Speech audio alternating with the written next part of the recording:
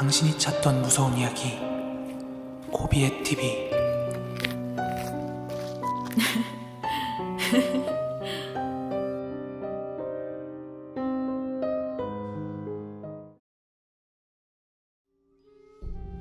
때는 2012년도 이야기입니다.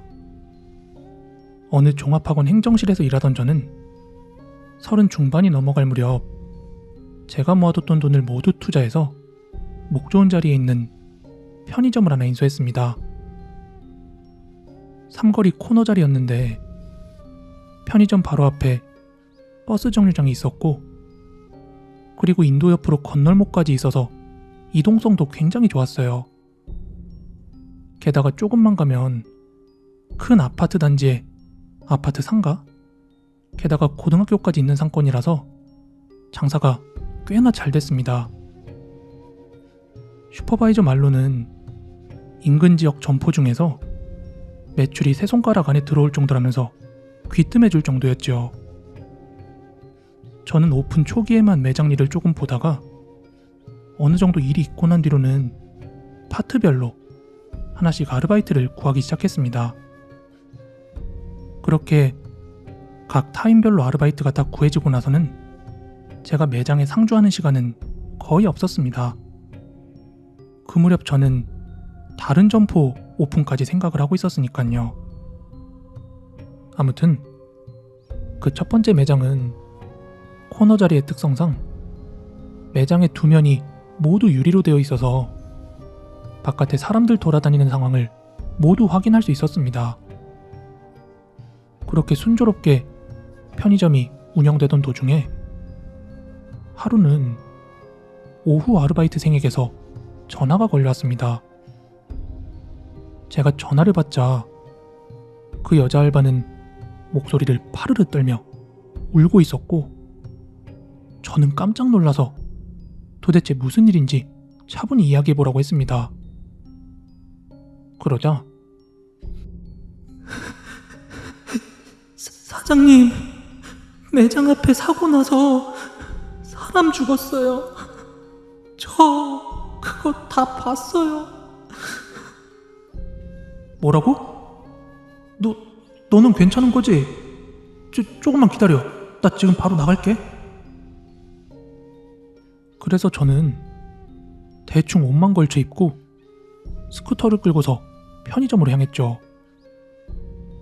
편의점 앞에 도착했을 땐 카운터 기준으로 오른쪽에 보이는 건널목에서 어느 큰 공사장 트럭이 서 있었고, 그 아래로는 피가 흥건했습니다.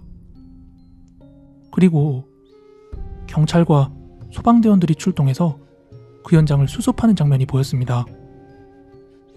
솔직히 알바가 남자였으면 우리 매장에 직접적인 피해가 없으니까 그냥 좀 그러려니 했을 텐데, 여자 알바가 저 장면을 봤을 걸 생각하니까 덜컥 걱정이 좀 되더라고요. 그리고 매장으로 들어가자 여자 알바생이 눈시울이 붉어진 채로 카운터를 보고 있었습니다. 그래서 저는 괜찮냐며 물었죠. 그러자 그 알바생이 하는 말이, 저기 돌아가신 분 저희 단골 손님이에요. 편의점에서 일해보신 분들이라면 다 아시겠지만 손님들 대부분이 불특정한 손님들이 많은데, 저희가 단골이라고 하시는 분들은 거의 매번 사는 물건도 같고 오시는 시간대도 되게 규칙적이란 말이에요. 그런데 그 알바 말에 의하면 그 죽은 남자분께서는 그 시간만 되면 꼭 담배 한 갑씩을 사가는 남자분이었는데, 그 길 건너편에서부터 막 빠른 걸음으로 오고 있는 게 보였대요. 그래서 담배 사러 오겠구나 싶어가지고 미리 담배를 꺼내놓고 유리창 너머로 그분을 바라보고 있었답니다. 그런데 건널목을 건너는 그 남자분을 앞에 두고 트럭이 이렇게 접근하더랍니다. 근데 속도가 빠르진 않아서 멈출 거라고 생각을 하고 있었는데 그대로 굴러가서 밟아버렸답니다. 그래서 알바생도 이러는 순간에 그 장면을 그대로 목격하고 만 것이죠. 그 사정을 듣고는 저는 알바생에게 오늘 내가 가게 볼 테니까 너 들어가 쉬어 라고 말했습니다. 하지만 그 트라우마가 너무 심했는지 집에 돌아간 알바생은 문자를 하나 보내왔어요. 자기 무서워서 더 이상 거기에서만큼은 일을 못하겠다면서 퇴사 통보를 하더라고요. 근데 사유가 너무 명확해서 뭐라고 말도 못하고 저는 다음 알바를 구할 때까지 오후에 나와서 매장 일을 봐야만 했습니다. 이후 이웃 고깃집 사장님이며 미용실 사장님이며 편의점에 들릴 때마다 그때 사고 당시 이야기를 하셨는데 정말 끔찍 그 자체였다면서 알바생이 그만둘만 했다고 이렇게 말씀을 하시더군요. 여담이지만 저도 그 사고 현장을 간접적으로나마 보았습니다. 그리고 그 여자 알바가 얼마나 놀랐는지도 정확히 알고 있어요. 매장 CCTV 중에 카운터랑 매장 우측 유리면을 비추는 카메라가 있었기 때문에 경찰 쪽에서 혹시 그 장면이 담기지 않았나 열람을 요청했었거든요. 그래서 경찰관분들과 그 CCTV 화면을 돌려보면서 저 또한 그 끔찍한 장면을 목격하게 되었습니다. 아무튼 그렇게 사고가 난 뒤로 한 열흘 정도 지났을까요? 저는 알바 천국에 지원이 들어온 사람들 중에 여성 지원자 한 분을 뽑아서 채용하게 되었습니다. 그렇게 한 3일 정도 같이 나와서 일하는 걸 봐주면서 인수인계를 했고 저는 다시금 집에서 제 할 일들을 하고 있었죠. 그러다 한 며칠 정도 시간이 흘러갔는데 그날은 매장에 들릴 일이 있어서 오후에 편의점에 들렸어요. 그러자 그 새로운 여자 알바가 오늘 자기가 이상한 경험을 했다면서 신기해하듯 이야기를 하나 해주더군요. 사장님, 오늘 담배 손님 한 분 오셨거든요? 근데 제가 잠깐 뒤돌아서 담배 찾는 사이에 감쪽같이 사라졌어요. 그래서 저는 얘가 아직 편의점 경험이 오래되지 않았으니까 이거 담배 이름 외우는 거 꽤 오래 걸리거든요. 그러게 담배 이름이랑 위치 빨리빨리 외워. 이러며 잔소리를 했는데 그 알바가 그러더군요. 아니, 손님이 나갔다는 게 아니라 진짜 눈앞에서 사라졌어요. 쥐도 새도 모르게요. 이렇게 말을 하는 거예요. 그러자 저는 문득 그날 일이 떠올라서 너 혹시 그 손님 어떻게 생겼는지 기억이 나? 하고 묻자 남자였던 것뿐이 기억을 못하더군요. 아직 눈썰미가 생길 때는 아니니깐요. 그래서 그게 언제쯤이었어? 하고 물어봤더니 한 1시간 정도 됐다더라고요. 저는 괜히 궁금한 마음에 냉장고 옆 직원 칸 문을 열고 들어가서 혹시나 하며 CCTV를 돌려봤습니다. 그런데 여자 알바가 정말로 담배를 고른다고 카운터 뒤쪽에서 담배를 꺼내더라고요. 그리곤 카운터 정면을 보더니 누군가를 찾는 듯 고개를 갸우뚱갸우뚱하는 모습이 보였는데 분명한 건 그때 편의점에 들어온 사람은 아무도 없었다는 거. 저는 그 알바생에게 아무 언급도 하지 않았습니다. 그거 보고 저도 엄청 소름 돋은 상태였거든요.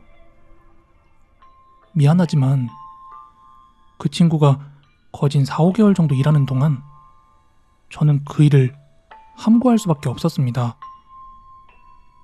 만약 제가 그 CCTV를 그 친구에게 보여주면서 확인시켜줬다면 과연 계속 일을 했을까요? 만약에 그 친구가 눈썰미가 좋은 직원이라 제가 인상착의를 물었을 때 짧은 머리에 줄무늬 남방 입고 있었어요. 이러며 대답했다면 아마 저는 더 많이 놀랐을 겁니다. 다행인 건지 그날 이후로는 그런 일이 더 이상 없었던 것 같습니다.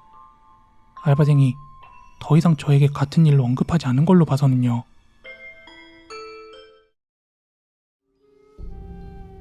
안녕하세요.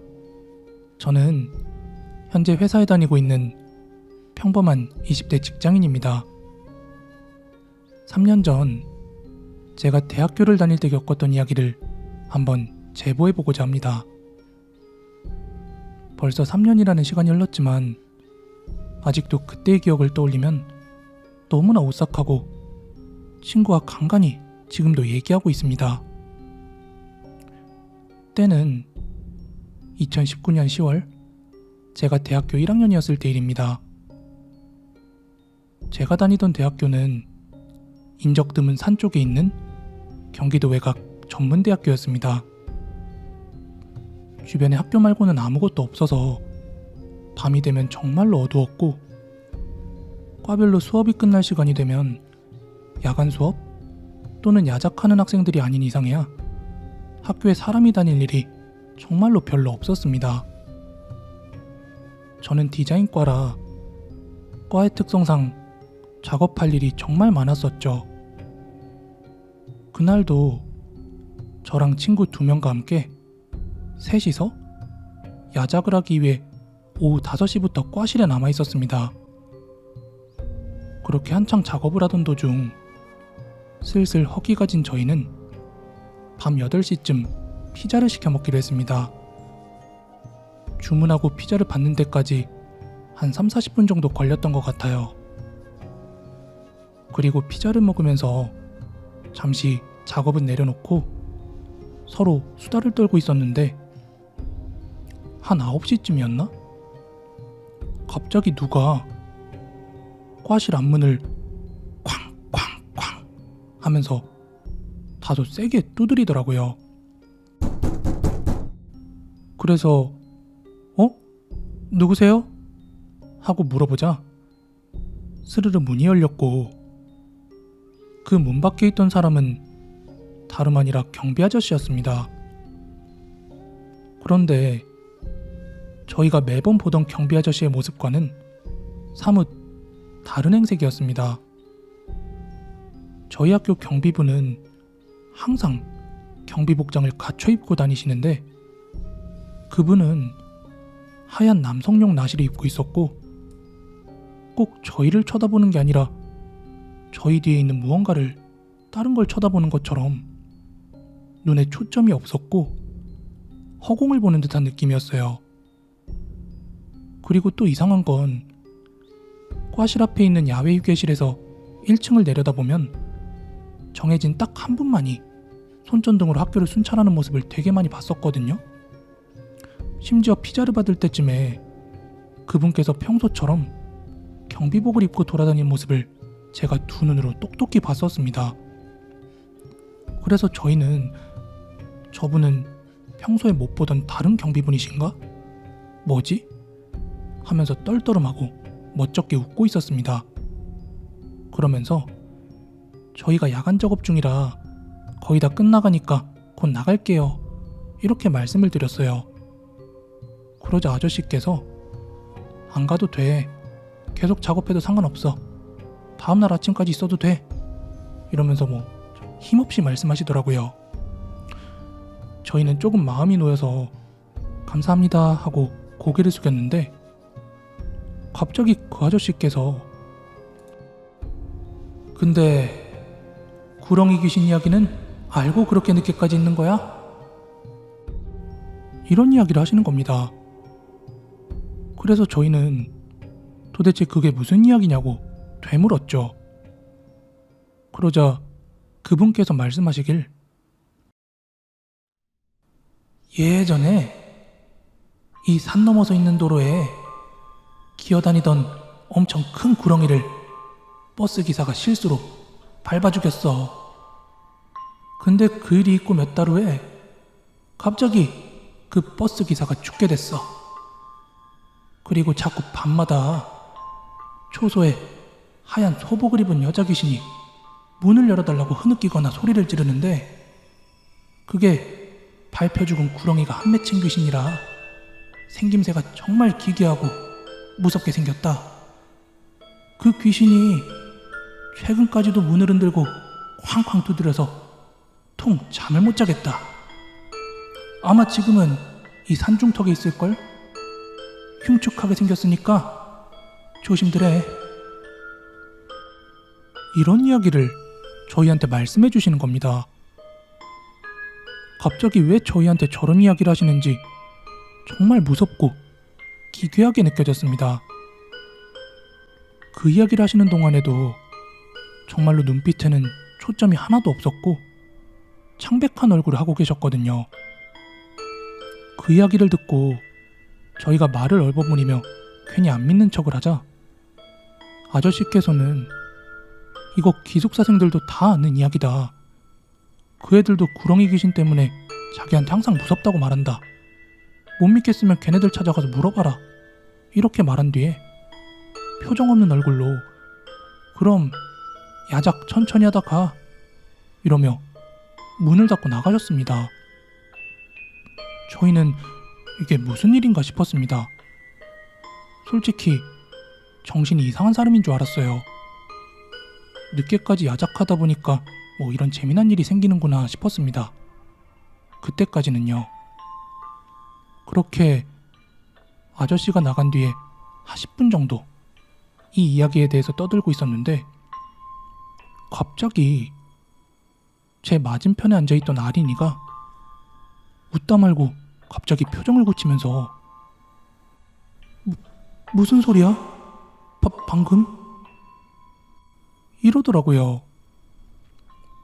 저랑 옆에 있는 친구는 아무 소리도 못 들었다고 하자 아린이는 분명히 무슨 소리를 들었다며 막 주위를 둘러보는 겁니다. 심지어 이런 걸로 장난칠 성격도 아니었던 아린이가 그러자 밤이라 주변도 깜깜한 데다 방금 전 일도 그렇고 갑자기 너무 무서워지기 시작하는 거예요. 제 옆에 있던 지우도 너무 무서웠는지 빨리 정리하고 집으로 가자고 하길래 저희는 빠르게 뒷정리를 한 뒤에 과실을 빠져나왔습니다. 그때 복도는 불이 전부 다 꺼져 있어서 정말 깜깜했고, 저는 집에 가기 전 화장실이 가고 싶어서 친구들한테 화장실 좀 같이 가달라고 말했습니다. 무섭긴 했지만 셋인데 뭐 어때? 하는 생각이었던 저희는 제일 가까운 화장실이 불이 켜지지 않길래 복도 끝에 있는 화장실에 가기로 했습니다. 그리고 다행히 그 화장실은 불이 환하게 켜졌고 셋이 함께 있어서 그렇게 무섭지만은 않았습니다. 그렇게 화장실에서 볼일을 보고 나와서 다시 걸어가는데 복도가 정말 길거든요. 근데 복도 벽에 있는 불 스위치가 켜지지가 않는 겁니다. 결국 저희는 바닥 비상등불과 핸드폰 라이트로 의존한 채 다시 걷기 시작했어요. 그리고 한창 걷고 있을 때였습니다. 갑자기 뒤에서 뭔가 철컥 하는 소리가 들리는 거예요. 누군가 잠겨있는 문을 열기 위해서 손잡이를 손으로 친 것처럼요. 저희는 너무 놀란 나머지 막 소리를 지르면서 복도를 달려 도망쳤습니다. 지금은 별거 아닌 것 같지만 그때는 정말 그 소리가 너무 소름이 돋았어요. 그렇게 우여곡절 끝에 결국 1층에 있는 주차장까지 온 저희는 서둘러 제 차에 타려고 하고 있었는데, 그때 지우가 중요한 물건을 사물함에 두고 왔다고 다시 올라가야 한다고 하는 거예요. 저희는 한참이나 망설였지만 그래도 우리가 잘못 들었겠지 하고 다시 셋이서 계단을 오르고 있었습니다. 바로 그 복도 계단이었어요. 그리고 그 계단의 중간쯤이었을까요? 정확히 여자 목소리로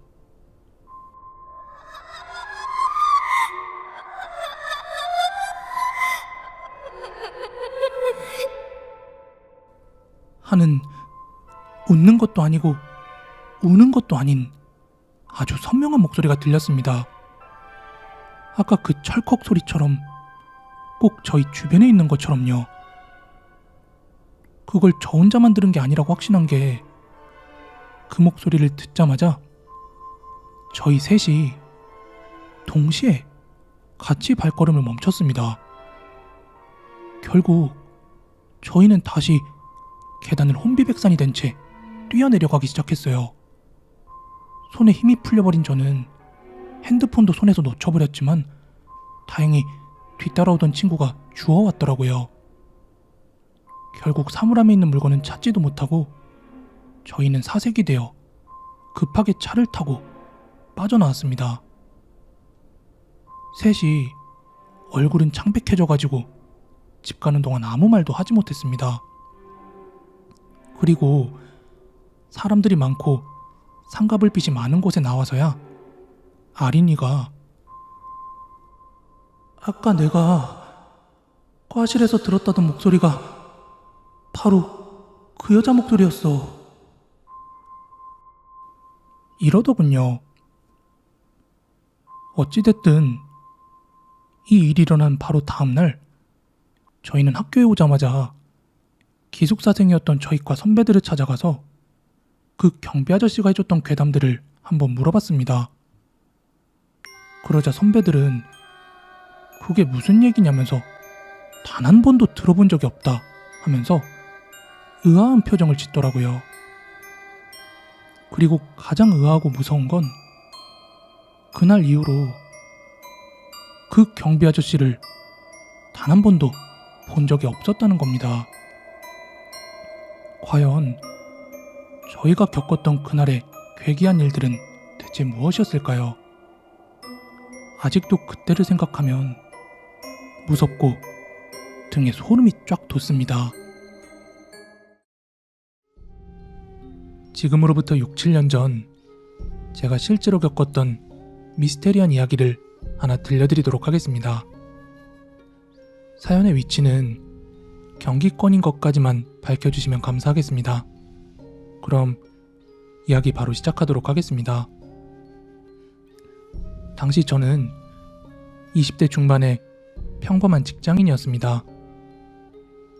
매일 비슷한 하루하루를 살아가고 있었는데 하루는 퇴근하고 집에서 혼술을 하고 있던 중에 TV에서 흥미로운 뉴스가 하나 나오더군요. 그 뉴스 내용이 뭔가 하면 얼마 뒤 하늘에서 엄청난 우주쇼가 펼쳐질 거라 수많은 유성과 별똥별들을 직접 눈으로 관찰할 수 있다고요.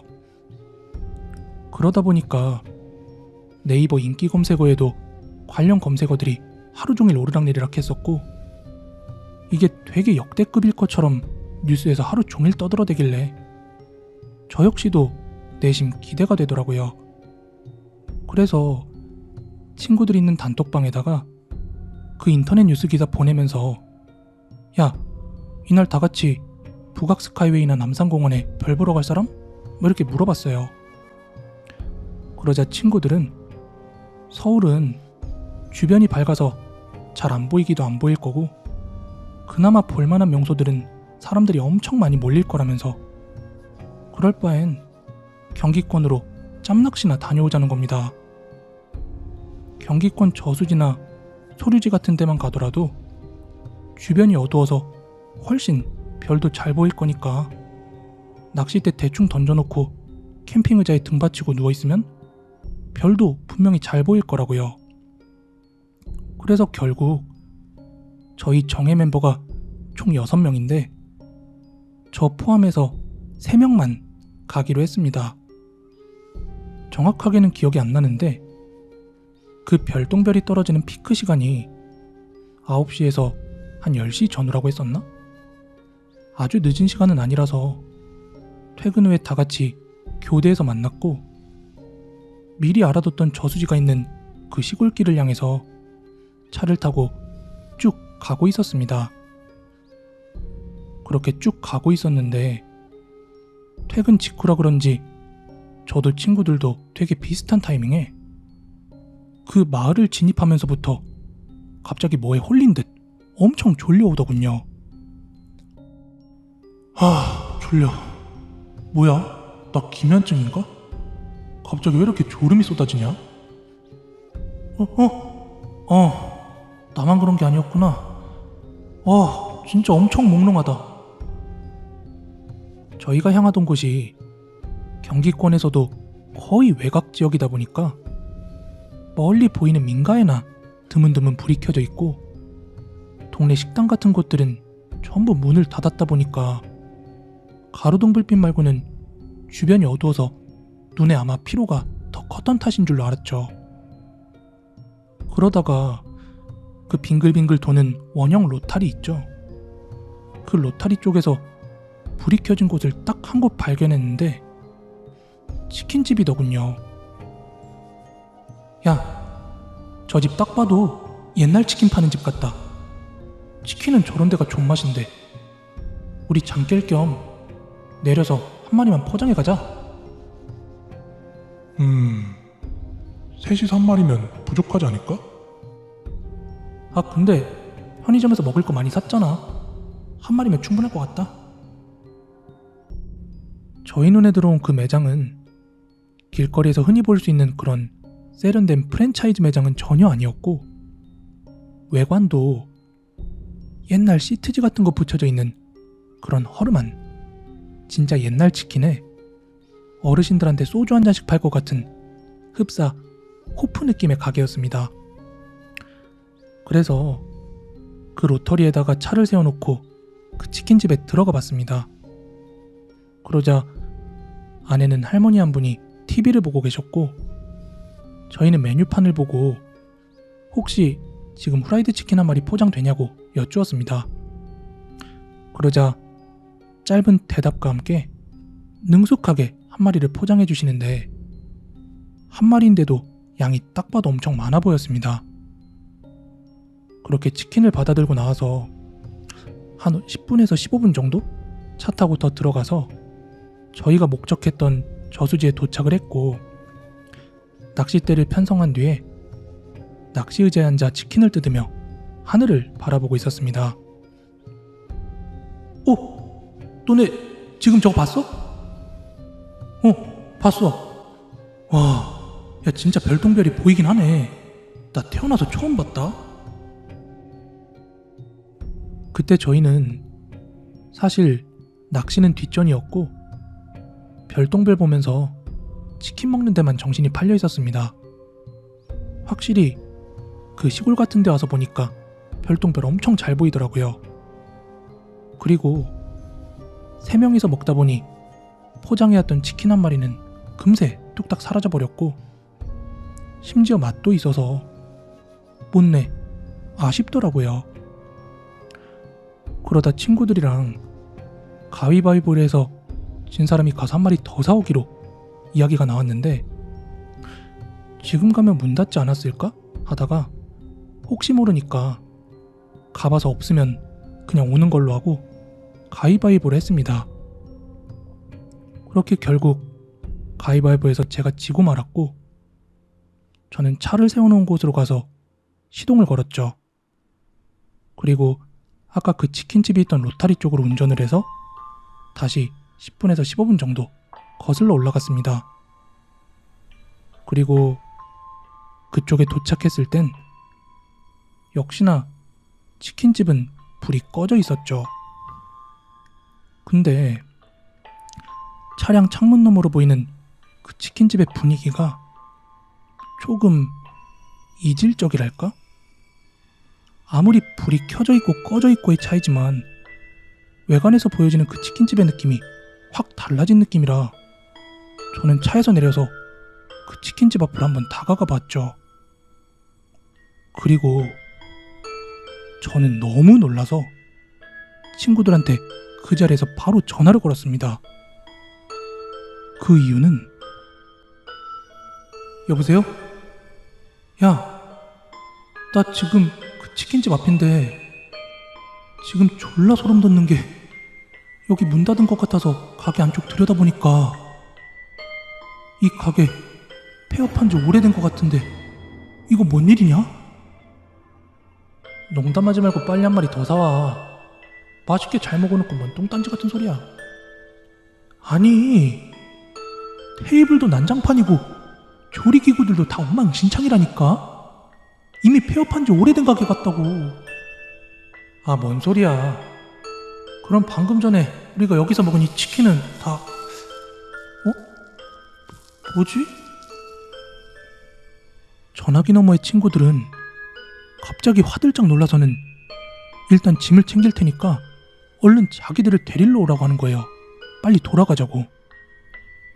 근데 친구들이 놀랐던 이유는 저희가 치킨을 먹고 뼈를 담아 놓은 봉투를 보니까 그 안에 나뭇가지만 한가득이었대요. 저는 서둘러서 친구들을 데리러 다시 저수지로 향했고, 제가 데리러 갔을 땐 얘네가 짐을 다 정리해서 저수지 초입까지 나와 있었습니다. 다들 벙찐 표정으로 짐을 실은 뒤 그곳을 빠져나오던 중 나머지 친구들이 이거 도저히 납득이 안 간다면서 다시 한번 그 치킨집에 가보자고 했어요. 하여 그곳에 가서 다 같이 확인을 해봤는데 역시나 문은 닫혀 있었고 제가 본 게 맞았습니다. 지금 이 상황이 상식적으로 말이 되는 상황이냐? 야, 남들이 깽판 쳐놓고 가도 저렇게는 안 되겠다. 이게 뭐야? 얘들아, 우리 잠깐 차분하게 이성적으로 생각해보자. 우리 아까 갔던 치킨집 여기 아닌 거 아니지? 여기 맞지? 그럼 차에 블랙박스에 찍혔을 거 아니야. 우리 그거 한번 확인해보자. 맞네, 블랙박스에 다 찍혔겠네. 근데 일단 여기는 좀 그러니까 우리 서울 가서 한번 확인해보자. 그렇게 허겁지겁 서울에 도착한 뒤에 다 같이 블랙박스 파일을 열어보고는 경악할 수밖에 없었습니다. 왜냐하면 애초에 그 치킨집은 불이 들어와 있지도 않았고 저희가 차를 세운 뒤부터는 검은 화면만이 보였습니다. 하지만 그보다 더 무서운 건 저희가 그 마을에 들어오면서 다 같이 졸음이 찾아왔다고 했을 때 멀리서 그 치킨집을 발견하고 나는 대화의 녹음이었습니다. 야, 저 집 딱 봐도 옛날 통닭 파는 집 같다. 저런 데가 존맛인데 잠 깰 겸 내려서 한 마리만 포장해 가자. 셋이서 한 마리면 부족하지 않을까? 편의점에서 먹을 거 많이 샀잖아. 한 마리면 충분할 듯.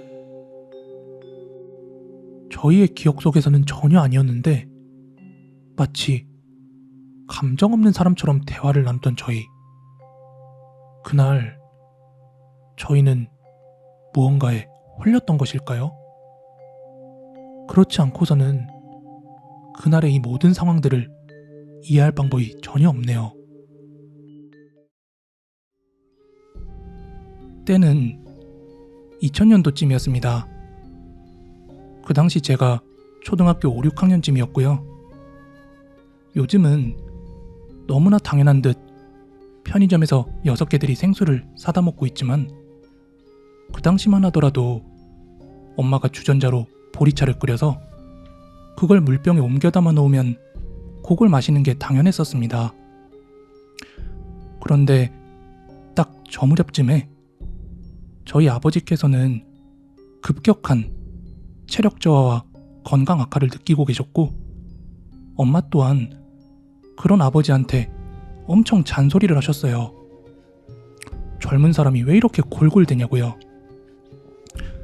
지금 아버지의 그 정정함이 아마 그때부터 만들어진 게 아닌가 싶은데 정말 대단한 게 그때부터 아버지께서는 매일 새벽에 일어나서 자전거를 타시기 시작했습니다. 그나마도 아버지의 일터가 저희 집 건물과 함께 있어서 가능했던 건데요. 그렇게 한 몇 개월을 계속 꾸준히 자전거를 타시더니 어느 날은 인근 철물점 같은 데서 엄청 큰 말통 2개를 사오시더라고요. 그래서 엄마가 그건 도대체 어디다 쓸 거냐고 묻자 아버지께서는 약순물을 떠오실 거라고 하셨습니다. 그리고 다음날 새벽에 자전거를 타고 나가신 아버지는 정말로 그 큰 말통 2개에 약순물을 잔뜩 떠왔습니다. 그걸 들고서 산을 내려온 것도 대단하고 자전거 짐칸에 원단끈 같은 걸로 단단히 묶어서 가져왔다고 하는데 그것조차도 참 신기하다 싶었어요. 왜냐하면 물이 가득 든 그 말통은 초등학생이었던 제가 혼자 들기에도 엄청 무거웠었거든요. 아, 요즘은 말이야 자전거만 타기가 너무 심심한 거야. 그래서 저 앞에 있는 산에 조금 올라갔더니 그 초입에 약수터가 있더라고. 근데 너무 시원하고 맛있는 거야, 운동 끝나고 먹으니까. 그래서 당신하고 애들도 같이 먹으라고 내가 떠왔잖아. 그 이후 어머니는 보리차를 끓일 일이 전혀 없었습니다. 진짜 물 떨어질 쯤만 되면 아버지는 또 새벽에 등산 코스로 해서 약순물을 받아오셨거든요. 그러던 어느 하루였습니다. 아버지가 운동을 나가는 시간이 거진 새벽 5시에서 5시 반쯤이었단 말이죠.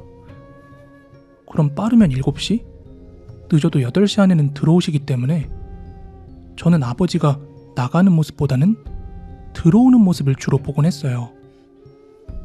그런데 그날은 운동을 나가셨던 아버지가 옷이 온통 흙탕물에 젖어 있는 데다가 약수통도 들고 오지 않았더라고요. 그래서 자전거 타다가 넘어지셨나? 하고 가족 모두가 걱정을 했죠. 왜냐하면 그때 밖에는 비가 오고 있었거든요.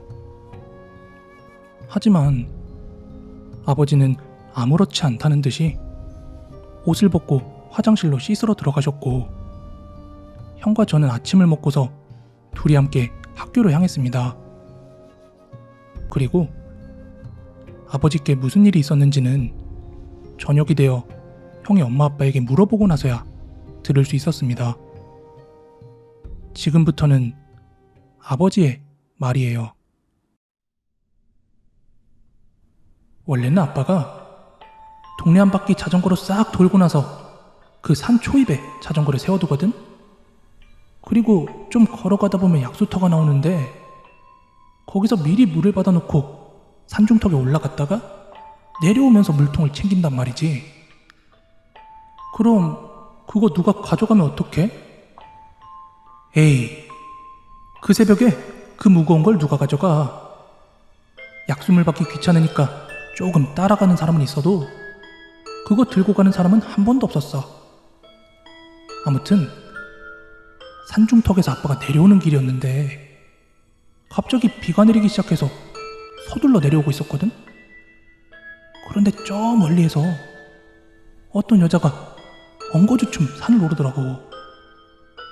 그러다가 거리가 점점 가까워오는데 한 10m쯤 거리를 두고 있었나? 그 여자가 소리를 치는 거야. 약수터에 있는 물통 아저씨 거예요? 하고 물어보더라고. 그래서 아빠도 소리를 쳤지. 네, 그거 제 거예요. 하고. 근데 원래 그 시간이면 동이 트기 시작해서 주변이 다 보이긴 하거든? 그런데 비가 와서 그런가 그냥 그게 여자라는 것만 알겠더라고. 그러다 서서히 가까워져서 한 2-3m 안팎까지 거리가 좁혀졌는데 그 여자가 얼굴이 없는 거야. 그래서 막 뛰어내려오다가 거기서 한번 굴렀지 뭐야. 당신 그리고 너희들 아빠 평생 귀신 같은 거 안 믿는 거 다 알고 있잖아.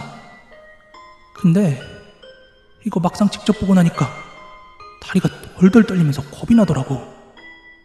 게다가 비까지 내려서 평소처럼 새벽 등산객도 하나도 안 보이고 완전히 나 홀로인 거야. 그래서 얼른 물통 챙겨서 내려가야지 하고 빠른 걸음으로 약수터로 향하는데 분명히 아까 아빠를 지나쳐갔던 그 여자 있지? 그 여자가 비 내리는 약수터 주변을 두 팔 두 다리로 막 기어다니고 있는 거야. 근처에 가기도 싫어서 얼른 도망 나왔단 말이지. 최대한 그쪽 안 쳐다보고. 그렇게 자전거 있는 곳까지 빠르게 모른 척하고 걷고 있는데 뒤에서 계속 아저씨, 아저씨 이렇게 부르다가 마지막에는 아저씨, 아저씨. 이렇게 웃는 거야. 나 이제 두 번 다시 거긴 못 간다. 그 당시 저는 이 이야기를 정말 무섭게 들었는데 형은 아빠한테 장난친다고 괜히 넘어진 게 민망해서 지어낸 거 아니냐 이러면서 막 추궁하며 장난쳤거든요. 근데 그도 그럴 게 아빠는 평소에 귀신 같은 거 절대 안 믿는다고 막 영화나 TV 프로그램 같은 거 봐도 에이 저런 게 어딨냐며 그런 반응을 하시던 분이었거든요. 그런데 그런 일이 있고도 새벽마다 운동은 계속 나가셨는데 약수터만큼은 그냥 생략을 하시더라고요.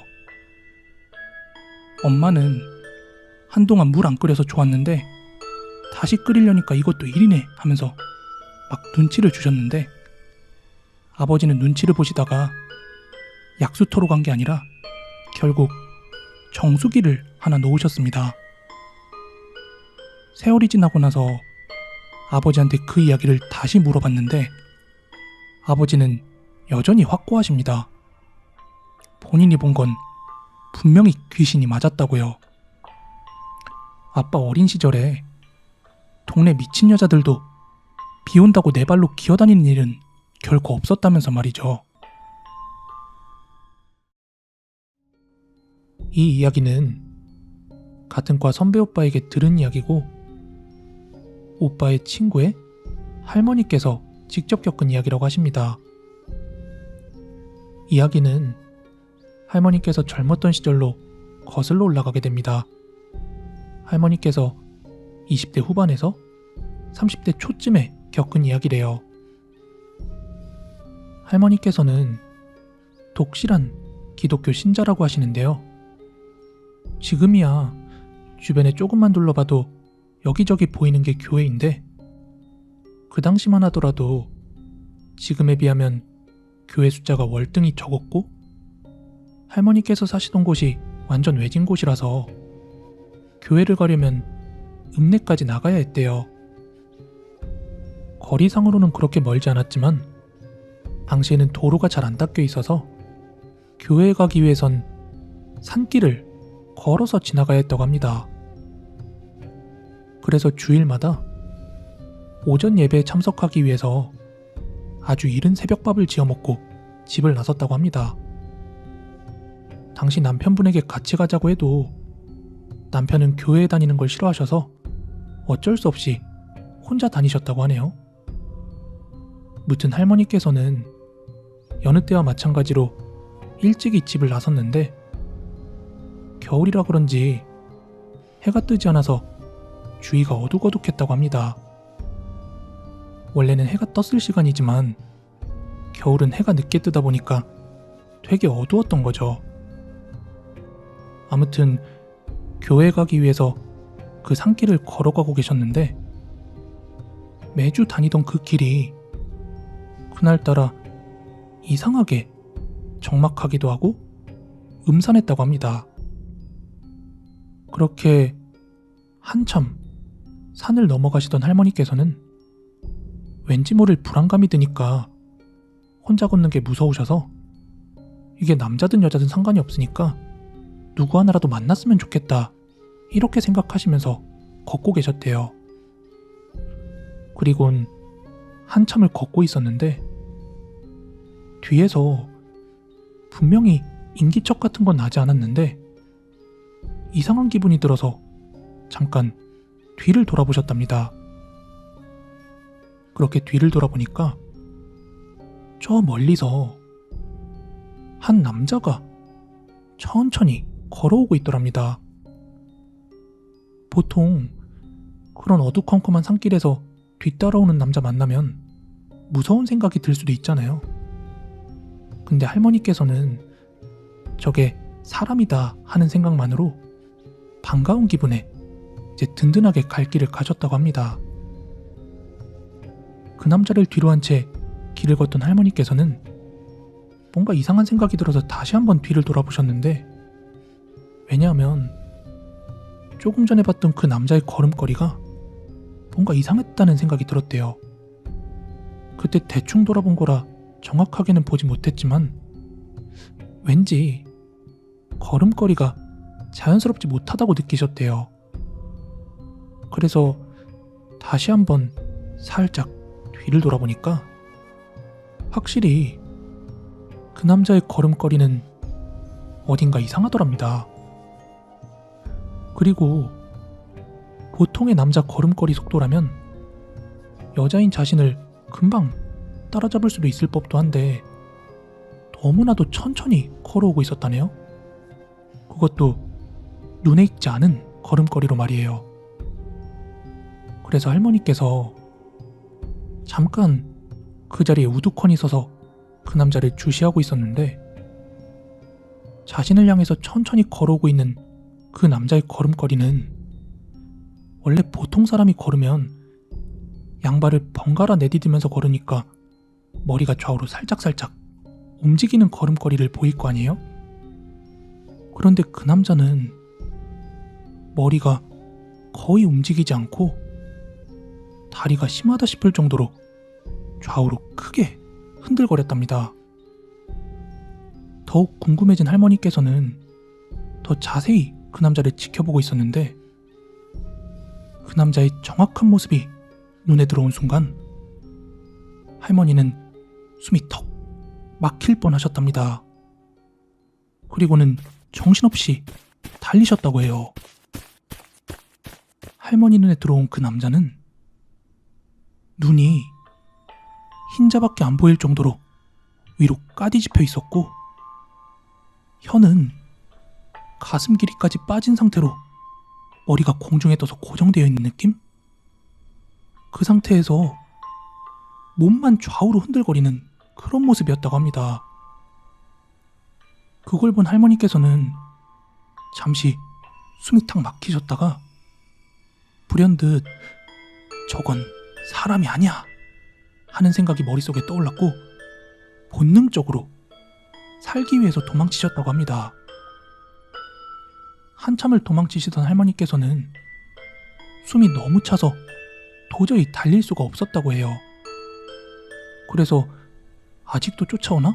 하고 뒤를 돌아봤는데 원래는 천천히 따라오던 그 남자가 엄청나게 빠른 속도로 막 몸을 흔들면서 할머니를 쫓아오고 있었답니다.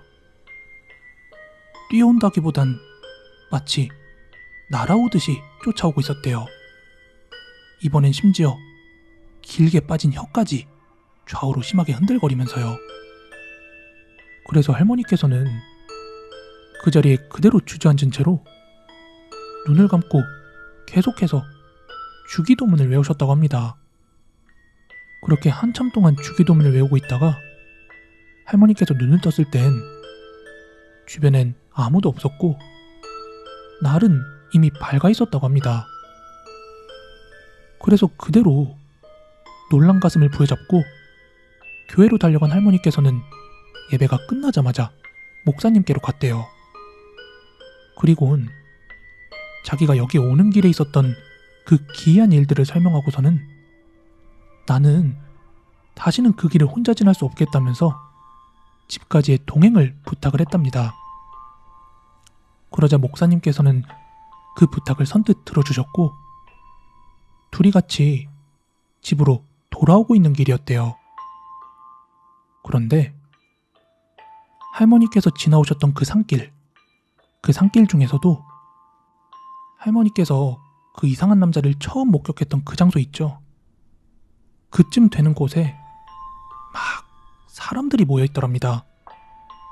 그래서 목사님과 함께 그쪽으로 가보니까 새벽에는 컴컴했을 때라 아무것도 잘 안 보였는데 날이 밝아서 돌아간 그곳에는 아주 오래된 큰 고목나무가 하나 있었고 그 고목나무에 누가 목을 매달아 자살을 했던 겁니다. 처음엔 무슨 일인지 모르고 그 나무 근처로 온 할머니께서는 의도치 않게 그 나무에 매달린 시체를 보게 되셨는데 그 시체는 바로 새벽에 할머니를 쫓아왔던 그 남자였다고 합니다.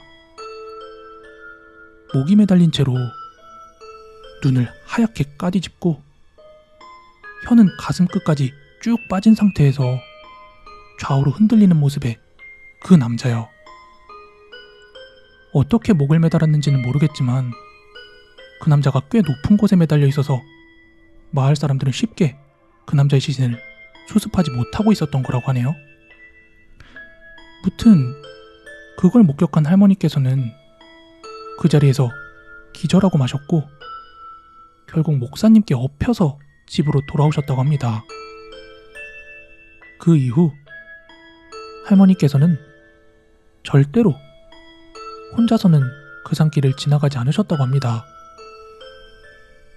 이렇게 친구의 할머니의 썰을 마친 그 선배 오빠가 여기에 덧붙여서 액귀에 대한 설명을 해줬는데 그 오빠의 말로는 액귀란 목매달아 죽은 귀신을 말하고 이 액귀는 자기가 목매달아 죽은 장소에서 계속 자기가 죽을 때 행동을 반복하다가 그 장소를 지나는 사람들을 홀려서 똑같이 목매달아 죽게 만드는 귀신이라고 합니다.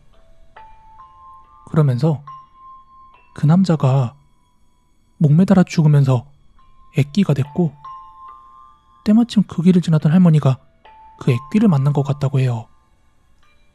할머니를 홀려서 똑같이 목매달아 죽게 만들려고 했다가 할머니께서 주기도문을 외운 덕분인지 아니면 때마침 해가 뜬 덕분인지 해치지 못하고 그대로 사라진 것 같다고요. 지금부터 들려드릴 이야기는 저랑 같은 모임에 있는 어느 형님의 이야기인데 그 형님이 운동을 하시다가 겪었던 실제 사연을 한번 이야기해 보도록 할게요. 이 형님이 원래는 등산을 하셨었다가 등산을 접으신 후에 한동안 운동을 안 하다 보니까 몸이 자꾸 굳는 것 같았대요. 그래서 다시 한번 운동을 시작하기로 마음을 먹었죠. 그런데 이제 야외 운동은 끝이다를 외치시고는 실내 가까운 곳에서 하실 수 있는 운동을 막 찾아봤대요.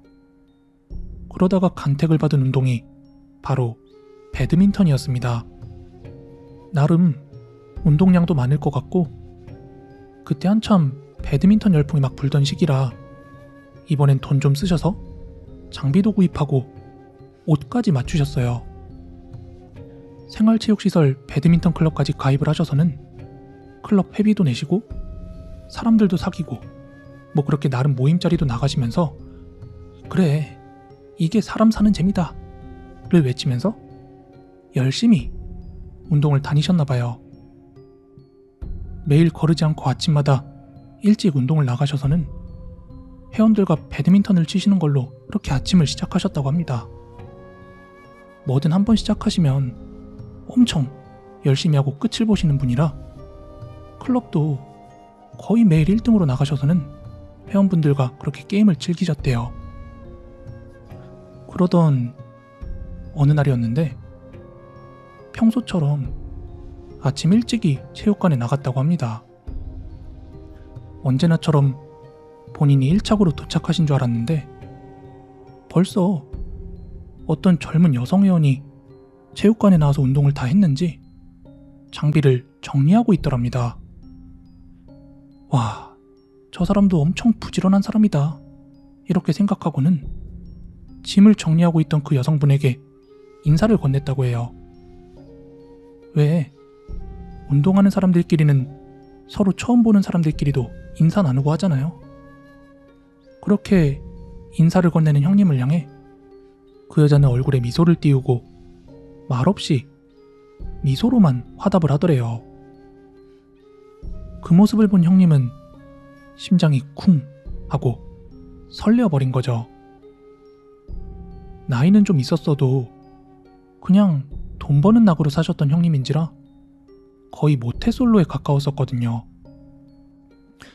그런 분에게 젊고 건강한 운동하는 여자의 아름다운 미소는 형님의 늙은 방심을 흔들기에 충분했던 거예요. 그렇게 형님께 미소로 화답한 그 여자는 자신의 물건들을 챙겨 체육관 밖으로 나갔고, 형님은 그녀의 뒷모습을 멍하니 쳐다만 보고 있었다고 하더라고요. 첫눈에 꽂힌 거죠. 그리고 형님은 그 후 매일 그녀를 본다는 생각에 그 시간이면 꼭 체육관으로 향했다고 합니다. 근데 항상 형님이 체육관에 도착할 때면 그녀는 집에 갈 준비를 하고 있었고, 잠깐 인사를 나누는 거 이외엔 더 이상의 만남을 가질 수가 없더랍니다. 그렇게 꽤 여러 날이 지난 후에 문득 형님은 이상한 걸 느꼈다더군요. 그게 뭐냐 하면, 배드민턴이 혼자 할 수 있는 운동은 아니잖아요? 그런데 단 한 번도 그녀와 배드민턴을 치는 다른 사람들을 보지 못했다고 합니다. 좀 이상하긴 했지만 자기가 오기 전에 먼저 집에 간 거라고 생각을 했다 하더라고요. 그러던 중 한날은 드디어 이 형님이 용기를 냅니다. 가방을 챙겨 밖으로 나가는 그녀에게 말을 건넨 거예요. 저기 잠시만요. 저희 매일 얼굴 마주치는 것도 인연인데 연락처 좀 알 수 있을까요? 그러자 그녀는 빙긋 웃으며 자신의 전화번호를 선뜻 알려줬다고 합니다. 형님이 그녀의 목소리를 들은 건 그때가 처음이라고 하더군요. 짝사랑으로 냉가슴앓이를 하던 형님은 전화번호까지 알게 되자 기분이 날아갈 것 같았대요. 그 후 그 여자는 가볍게 목례를 하고는 밖으로 나갔는데, 형님은 떡 본 김에 제사 지내자는 심정이 들어서 곧장 그 여자를 쫓아나갔다고 합니다. 주말쯤에 저녁이라도 같이 먹자는 그런 약속을 잡으려고 말이죠. 그런데 그녀가 보이지가 않더래요. 그녀가 나가곤 불과 10여 초밖에 안 지났는데 막상 밖에 나와보니까 그녀가 어디에도 안 보이더랍니다. 그 주변은 만약에 사람이 나와서 바로 뛰었다 하더라도 도저히 시야에서 사라질 만한 그런 골목 같은 것도 없는 곳이었는데 말이죠. 그리고 그때 매일 보는 회원 하나가 반갑게 인사를 하면서 형 쪽으로 다가왔다고 합니다. 형은 인사를 하고는 혹시 자기 나오기 전에 바로 나온 여자가 어느 방향으로 갔는지 물었는데, 그 회원은 이상하다는 듯 형을 막 이렇게 쳐다보더래요. 그 회원이 말하길 자기가 이쪽으로 오면서 계속 체육관 방향을 쳐다보면서 왔는데 나온 사람은 아무도 없었고, 갑자기 형이 뛰어나와서는 뭘 뚫레 찾길래 반가워서 불렀다는 거예요. 형은 뭔가 이상하다는 생각을 했지만 그때까지만 해도 그녀가 귀신인 걸 몰랐다고 합니다. 그리고는 그 다음 날이 돼서 그녀를 만나기 위해 아침 일찍 체육관에 갔는데 단 한 번도 빠진 적이 없던 그녀가 그날은 보이지를 않았대요.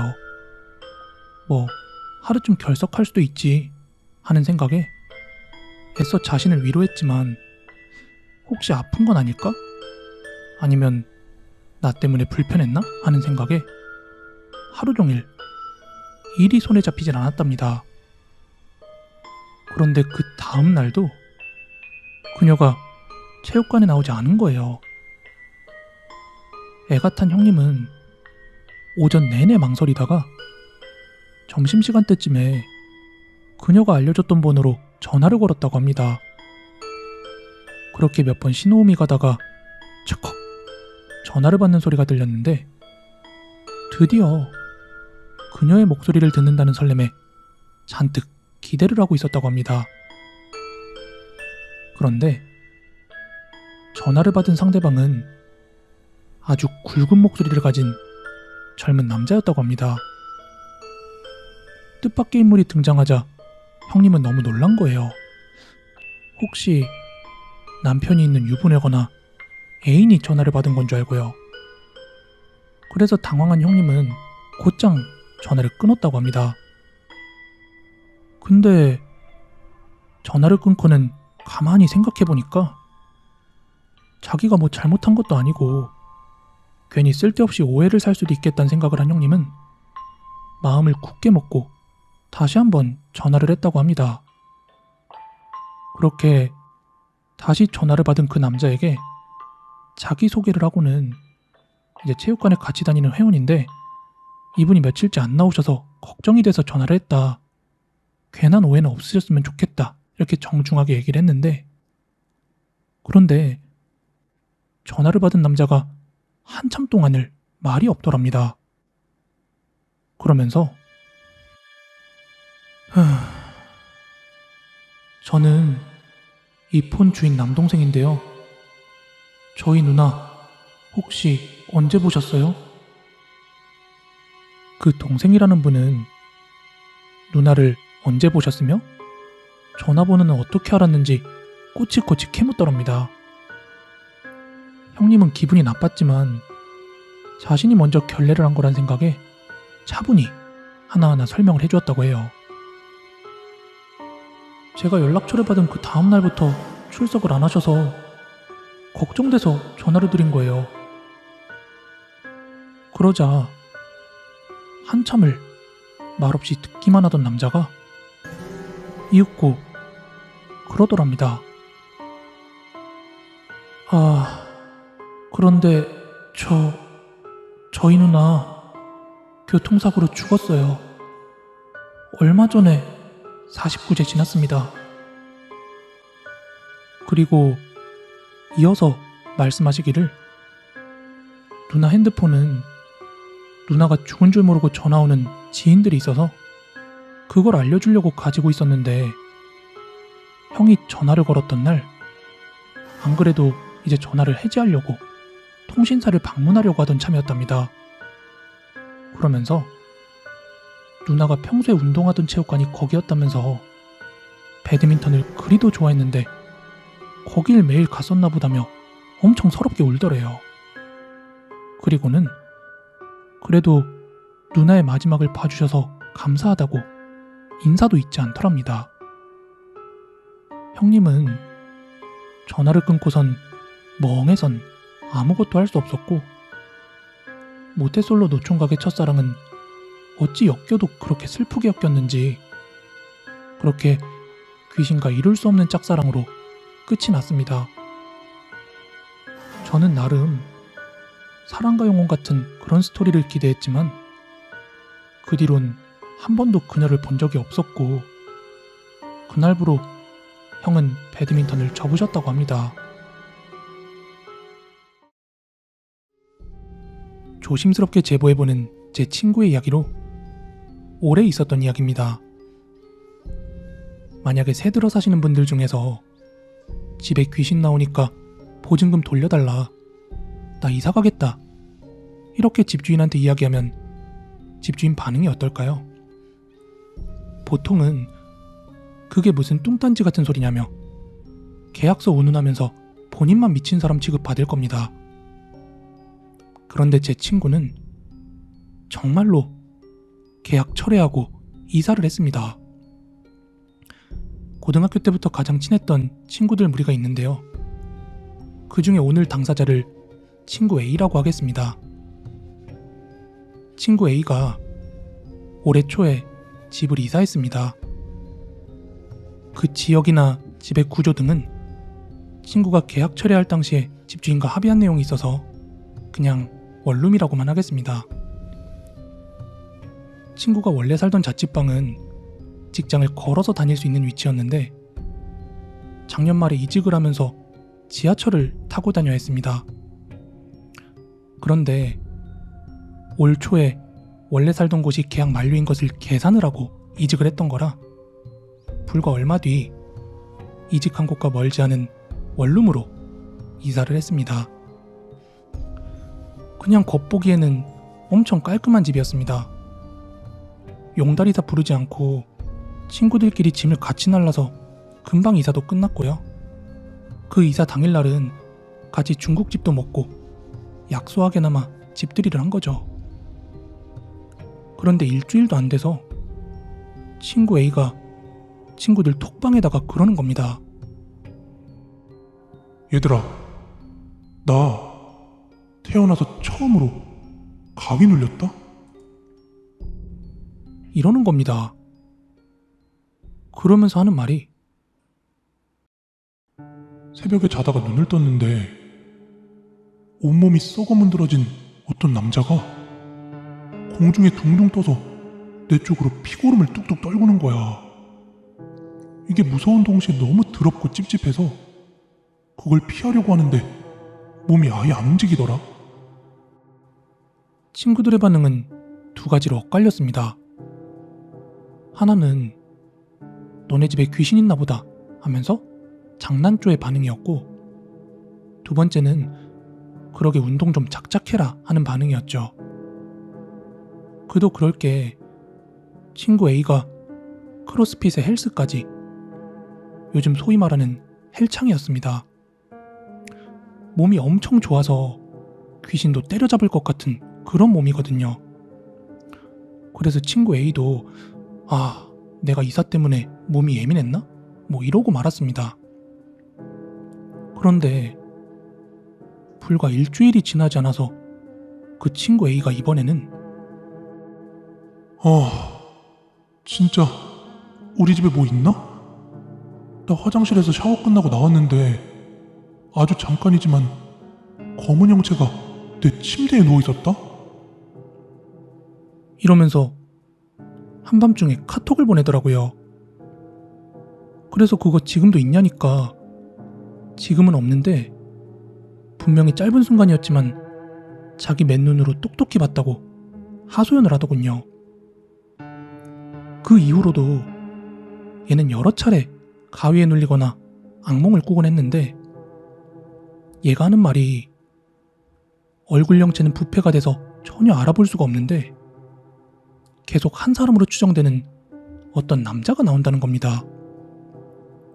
그래서 어느덧 저희 친구들끼리는 친구 A의 집에 놀러 가거나 그 집을 이야기할 때 야, 우리 흉가 놀러 가자 하면서 농담하는 수준까지 이르렀죠. 물론 저희는 그 집에서 친구랑 함께 있으면서 귀신을 본 적은 단 한 번도 없었습니다. 그러다 사건이 터진 게 올해 중순이었습니다. 저희 친구들끼리 인터넷에 짤방이나 유튜브에 웃긴 거 올라오고 하면 서로 그 톡방에다가 공유하고 그러는데 어느 날 친구 B가 섬뜩한 글을 하나 올립니다. A야, 여기 나온 거 너네 집 아니야?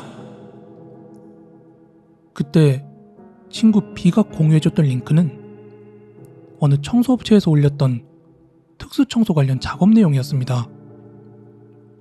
고독사한 시신을 수습하고 막 피로 난장판이 되어 있는 집을 청소하는 과정의 컨텐츠였는데요.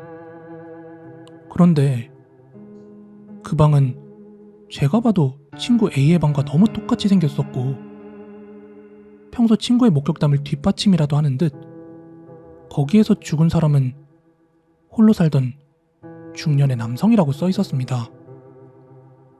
친구 A도 말을 잇지 못하더라고요. 그래도 신락 같은 희망을 가지고 서울 원룸이야 워낙에 비슷한 구조들이 많으니까 우연의 일치겠지 라고 그렇게 위로하긴 했지만 방의 특징적인 부분들이 너무 비슷한 데다가 누가 봐도 신체 건강했던 친구가 지속적으로 안 눌리던 가위와 악몽에 시달리니까 친구 A도 점점 거기에 나온 집이 자기 집이라고 인정해가는 눈치였더랄까? 아무튼 그러다가 친구 B한테는 이거 어떻게 찾았냐 하고 물어보니까 자기 알고리즘에 특수 청소가 우연찮게 떴대요. 그래서 그걸 구경하다가 고독사 현장 청소 같은 걸 계속 보게 됐는데 지 나름대로는 좀 무섭고 수위 센 거 찾는다고 여기저기 떠돌아다니다가 우연찮게 보게 된 거랍니다. 그리고 그날 밤 친구 A한테 결정적인 카톡 하나가 왔습니다. 아, 쓰바. 저거 우리 집 맞다. 친구 A는 이미 거의 98% 정도는 확신에 차 있었는데 아닐 거라는 2%의 가능성을 염두하고서는 젊은 사람들 말고 동네에서 자주 보이던 어느 중년 아주머니한테 이 건물에 사람 죽은 적 있죠? 이런 식으로 떠봤더니 모른다고 대답은 했는데 누가 봐도 알면서 대답을 회피하는 뉘앙스 있죠. 예를 들면 아니요? 또는 모르겠는데? 이게 아니라 아니 난 아무것도 몰라 이런 느낌으로요. 그래서 이거 뭔가 있다 싶었대요. 그래서 친구 A는 곧장 집주인의 전화번호를 찾아서 전화를 걸었고 그 블로그 컨텐츠도 보내주고 그 컨텐츠에 대한 이야기와 최근 몇 개월간 자기가 겪었던 그런 악몽과 가위 눌림 이런 걸 다 쏟아놨대요. 그런데 혹시라도 이 집주인이 그 사실을 부정하면 업체에 직접 전화를 걸어서 물어볼 거라면서 그렇게 미리 으름장도 놓았답니다. 그러자 집주인이 아주 순순히 인정을 하면서 남은 기간 동안 월세 할인 또는 보증금 반환하고 이사라는 조건을 두고 이렇게 이야기를 하더랍니다. 그래서 친구는 아니 저 사진을 보고 여기서 살 사람이 어디 있냐고 그렇게 하소연을 하면서 이사를 결정하게 되었습니다. 단 그 계약 철회 조건은 지금 이 사실을 주변에 구체적으로 발설하지 않는 조건으로 이루어졌다고 합니다. 그리고 제 생각에는 아마 그 사건 때문에 업체랑 집주인 간에도 실랑이가 좀 있지 않았을까 싶어요. 왜냐하면 지금 친구가 살았던 그 집에 대한 포스팅 그 블로그에서 지워져 있더라고요. 지극히 개인적인 생각이지만 사람 죽은 방은 아무리 청소를 잘해도 거기에 서려있는 영혼은 남아있을 수 있나 봅니다.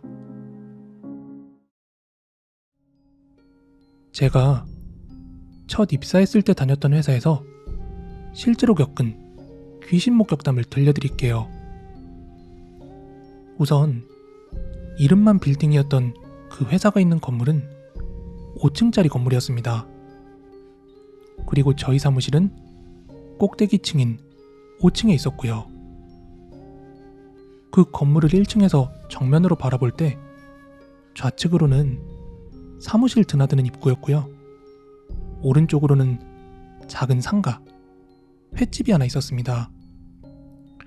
그래서 좌측 그 사무실 들어가는 입구 방향으로 가면 바로 정면에 엘리베이터가 보이는 구조였습니다. 그러던 어느 하루는 황금 같은 불금의 저녁 시간이었는데 회사 대리님이랑 저랑 단 둘이서 사무실에서 야근 중이었습니다. 회사에서 되게 급하게 잡은 일로 심지어 인센티브까지 제시하고 맡겨놨던 일이라 그날까지 끝내놔야만 저희가 주말 출근을 안 할 수가 있었거든요. 그때는 이미 저녁 식사 시간을 훌쩍 넘긴 시간이었지만 대충 계산해봤을 때 한 11시쯤이면 일이 끝날 것 같아서 서로 그냥 배고픈 거 참자 하고 버티다가 한 10시쯤 돼서 저도 대리님도 결국 참지 못하고 같이 편의점 가서 삼각김밥에 라면이라도 사오자 해서 지갑을 챙겨 사무실 밖으로 나갔습니다. 당시 편의점은 사무실에서 1분 거리 안쪽에 있어서 얼른 먹을 걸 집어들고 다시 회사 건물로 들어오는데 어떤 여자가 엘리베이터로 올라타는 뒷모습이 보였고 저희는 저거 탈 수 있을까? 하며 빠른 걸음으로 걷는데 저희가 딱 1층 복도로 들어설 때 그 엘리베이터는 문이 닫히고 말았습니다. 그래서 에이 다음 거 타자 하면서 엘리베이터 앞에 섰는데 그 엘리베이터가 올라가지 않고 그대로 1층에 가만히 서 있는 거예요. 아마 안에 탔던 여자가 층수를 누르지 않았던 탓이겠죠? 그래서 대리님이 올라가기 버튼을 눌러서 천천히 그 엘리베이터 문이 다시 열렸는데 조금 전에 엘리베이터에 올라탔던 그 여자가 없는 거예요.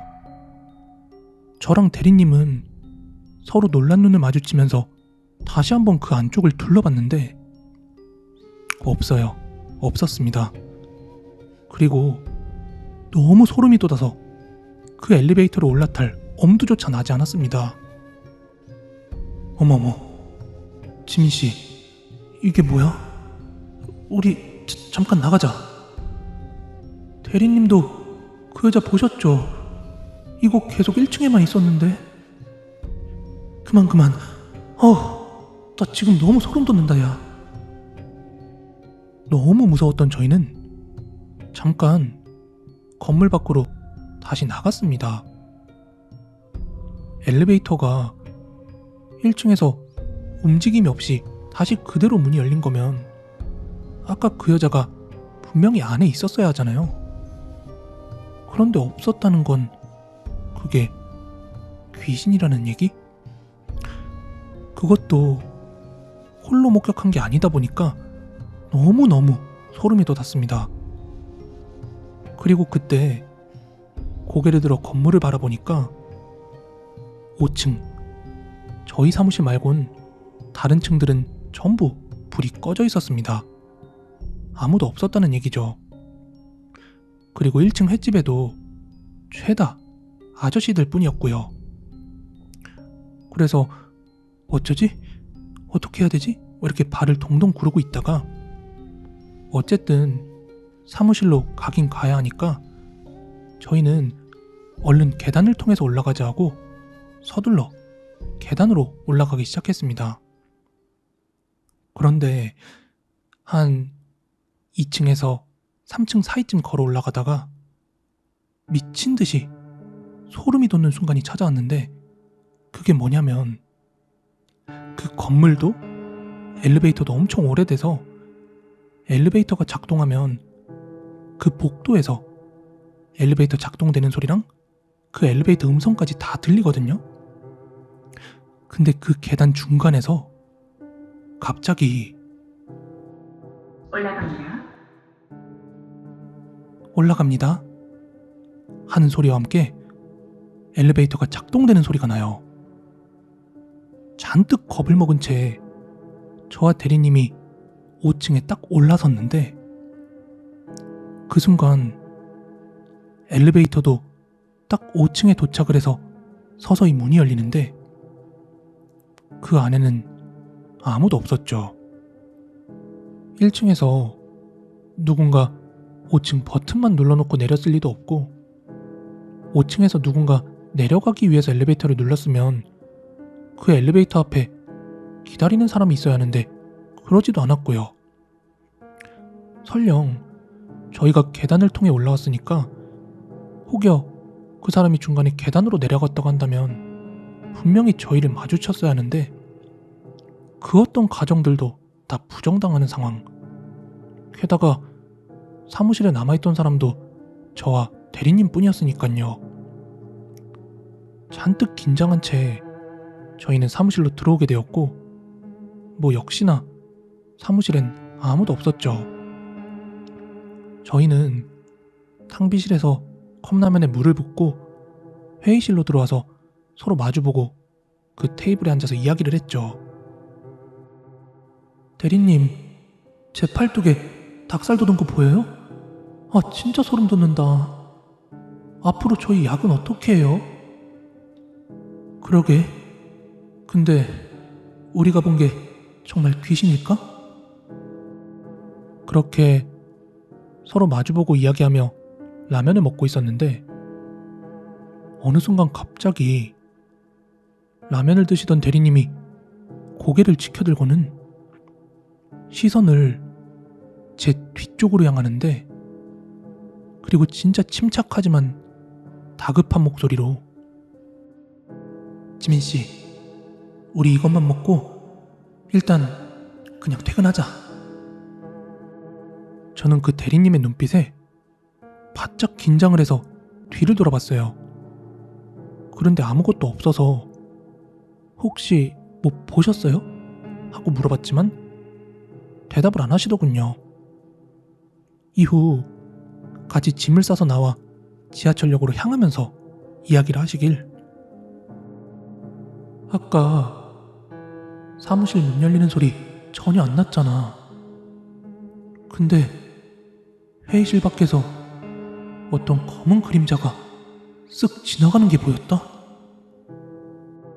회의실은 종아리 높이까지는 투명 유리고 그 위로는 반투명한 시트지가 붙어있는 그런 공간인데, 제 뒤쪽으로 시트지가 발려있으니까 선명하게 뭐가 보이진 않는데 뭔가 검은 그림자가 쓱 지나가는 걸 목격했다는군요. 그래서 도대체 내일이고 월요일이고 어떻게 출근해야 하나 하는 걱정을 안고서 같이 퇴근을 했고, 그리고 다음 날 저는 대리님으로부터 충격적인 이야기를 하나 듣게 되었습니다. 지민씨, 우리 어제 본 거 아마 김 팀장인 것 같아. 네? 김 팀장이요? 저희 사무실에 박 팀장님밖에 없잖아요. 아, 지민씨는 모를 수도 있겠구나. 사연인즉 예전에 저희 회사에 다니던 김 팀장이라는 여직원이 있었대요. 애사심도 크고 일에 엄청난 열정이 있는 여직원이었는데, 제가 들어오기 한 1년 전쯤 건강검진을 하다가 갑자기 췌장암을 발견하게 되고 급하게 회사 일을 정리한 직원이 있었다고 해요. 그래서 그분이 그만둔 직후에 막 들어오신 분들은 김 팀장의 업무 흔적을 마주할 수밖에 없었기 때문에 한 번씩은 다 들어본 적이 있는 호칭인데, 저는 한참 뒤에 들어왔기 때문에 전혀 들어본 적이 없는 호칭이었죠. 그런데 대리님께서 하시는 말씀이 어제 저녁에 그분이 병세 악화로 돌아가셨다고 합니다. 그래서 그분과 직접 얼굴 보고 일했던 대표님과 몇몇 사장, 과장님 등은 어제 거기 장례식장에 가셨다더군요. 그게 한 8시에서 9시 사이쯤 연락받고 갔던 모양이에요. 대리님도 대표님과 어제 일에 대해 통화하면서 듣게 된 내용이었다고 하네요. 아프지 않았다면 멀쩡히 회사를 다니고 있었을 그 김 팀장의 사연을 듣고 나니까 한편으로는 마음이 짠하더군요. 저는 어릴 때 전라남도 신안군 비금도, 그리고 그 비금도 옆에 수치도라고 하는 주민 100여 채밖에 안 되는 아주 조그마한 섬에 살고 있었습니다. 그때가 제가 한 6살에서 7살 때쯤이니까 대략 1989년도쯤 되겠네요. 아주 작고 초라한 섬이다 보니까 집도 초가집에서 자랐습니다. 나이가 대략 20대 중반 이후이신 분들은 다 아시겠지만 시골에선 흔하디 흔한 게 도깨비 불이었잖아요. 근데 저희 섬은 더 가관이었습니다. 불빛이라곤 1도 없는 섬에서 저녁만 되면 산에서 도깨비불들이 마을로 내려와서 도시로 상경에 비어있는 몇몇 빈집들에 들어가서 막 휘휘 돌아다니면서 그렇게 막 돌아다니는 걸 저는 항상 구경하면서 자랐습니다. 도깨비불이요. 진짜 안 보신 분들은 모르겠지만 엄청 밝습니다. 색깔도 형형색색이고요. 정말 화려하죠. 자, 이제 본론으로 들어가자면 저희 섬에는 마을에 사람이 죽으면 상여를 들고 묘자리로 이동을 하는데 저희 섬뿐만 아니라 다른 섬들도 그 당시에는 워낙 돈이 없었기 때문에 마을에서 상여 한 개를 만들거나 또는 사들여서 공동으로 사용을 하곤 했어요. 저희 섬에도 그런 상여가 한 대 있었는데 항상 그걸 사용하고 나서는 저 멀리 바닷가 쪽에 사각형으로 지어놓은 돌집에 보관을 해두었죠. 그 돌집에는 저녁만 되면 뭔가 폭죽놀이 하는 것처럼 도깨비불들이 엄청 화려하게 그 주위를 맴돌아 다닙니다. 그러던 어느 날인가 저희 집하고 그 돌담집하고 거리상으로는 멀지만 그래도 육안으로 다 보이는 거리에 있었습니다. 그날 저녁 무렵 저는 도깨비불이 이글이글거리는 그 돌담집을 평상에 앉아서 구경하고 있었습니다. 그렇게 몇 분이 지났을까요? 갑자기 그 돌담집에서 하얀색 소복을 입은 팔이 보이는 겁니다. 그리곤 그 소복을 입은 머리가 엄청 긴 귀신이 나오는데 몇 발자국 이렇게 앞으로 나오는데 세상에, 만약에 걸어가면 다리가 앞뒤로 왔다 갔다 하면서 소복이 흔들려야 하는데 다리는 그대로 있고 고개는 땅만 바라본 채 두 팔만 앞으로 흔들흔들 하는데 미끄러지듯이 앞으로 쭉 나아가는 거예요. 정말 신기하기도 했지만 무서웠습니다. 그리곤 한 4m 정도 나갔으려나? 땅에서 무언가를 줍는 거예요. 허리를 굽히고 있는데 여전히 다리는 그대로 꼿꼿이 펴져 있는 상태. 하체 부분은 절대 흔들림이 없는 겁니다. 그리곤 일어나서 다시 도깨비불이 이글이글 타오르고 있는 그 돌담집으로 돌아간다고 몸을 비트는데 역시나 하체 부분은 그대로고 상체만 빙글 돌아가는 겁니다. 지금도 생생히 기억이 나네요. 그러면서 유유히 돌담집으로 그 여자가 들어갔고 몸이 완전히 안 보이게 되자 갑자기 저희 어머니가 성난 목소리로 저에게 막 뭐라고 하더군요. 얘, 밥 안 먹을 거야? 도대체 몇 번을 부르게 만들어? 바로 옆에서 불러도 듣는 척도 안 한다면서 무지하게 욕을 먹었습니다. 그때 아마 귀신에 홀려서 듣지도 보지도 못하고 몸만 굳은 상태로 그걸 멍하니 바라봤던 것 같습니다. 아직도 시간이 많이 흘렀지만 이 이야기를 주위 사람들에게 말하면 모두 다 소름이 돋는다고 하더군요. 절대로 거짓말이 아닙니다. 저는 분명히 그 귀신을 본 적이 있기 때문에 귀신이 진짜로 있다고 믿고 있습니다. 이건 엄마의 친구분이 살던 마을에서 실제로 일어난 이야기라고 합니다. 그 마을에는 큰 저수지가 하나 있었다고 합니다. 그런데 한 번은 오랜 기간 지속된 가뭄으로 인해서 그 물의 수위가 엄청 낮아졌다고 해요. 때문에 물 밑에 가라앉아 있던 여러 가지 것들이 물 위로 모습을 드러내기 시작했는데 거기에서 차가 한 대 발견되었다고 합니다. 그리고 차 안에는 두구에 시신이 있었다고 하는데 그 시신의 상태가 거의 백골에 가까웠다고 합니다. 하여 마을은 난리가 났습니다. 그래서 그 사고의 경위를 조사하기 위해서 중장비를 동원해 차를 건져내게 되었는데 이후 그 안에 물이 차 있으니까 어렵사리 차문을 열게 되었는데 그때 안에 있던 물이 싹 빠지면서 진짜 성인 팔뚝만한 장어가 한 마리 떨어졌다고 합니다.